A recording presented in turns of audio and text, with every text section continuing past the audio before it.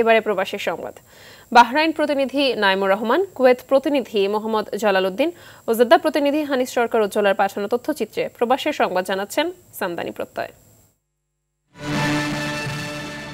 বাহরাইনে বাংলাদেশ দূতাবাসের আয়োজনে উদযাপিত হল মহান স্বাধীনতা ও জাতীয় দিবস। রাজধানী মানামার রেডিসন ব্লু হোটেলে সংবর্ধনা অনুষ্ঠানে প্রধান অতিথি ছিলেন দেশটির পররাষ্ট্রমন্ত্রীর প্রতিনিধি ডক্টর শাইখা মুনিরা খালিফা আল খালিফা। দুদেশের জাতীয় সঙ্গীত পরিবেশনার পর বাংলাদেশের ওপর নির্মিত প্রামাণ্যচিত্র ও মনোজ্ঞ সাংস্কৃতিক অনুষ্ঠান পরিবেশিত হয়।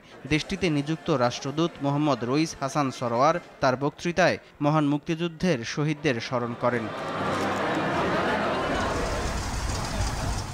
কুয়েতের বাংলাদেশ দূতাবাস প্রাঙ্গণে মনোজ্ঞ সাংস্কৃতিক অনুষ্ঠানের মধ্য দিয়ে উদযাপিত হয়েছে বাংলা নববর্ষ ১৪৩২।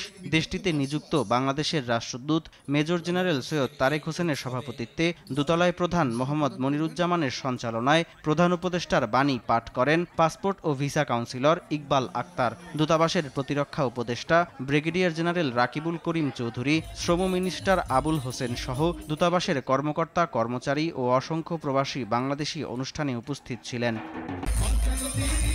সৌদি আরবের জেদ্দা মহানগরের অন্তর্ভুক্ত হালাকা অঞ্চল বিএনপির আহ্বায়ক কমিটির অনুমোদন দেয়া হয়েছে।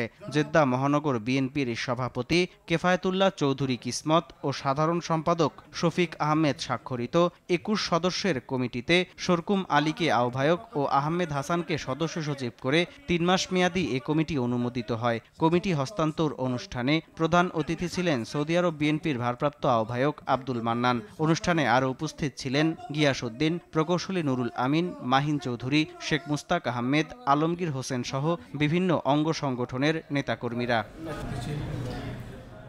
সামদানি প্রত্যয়, আর টিভি।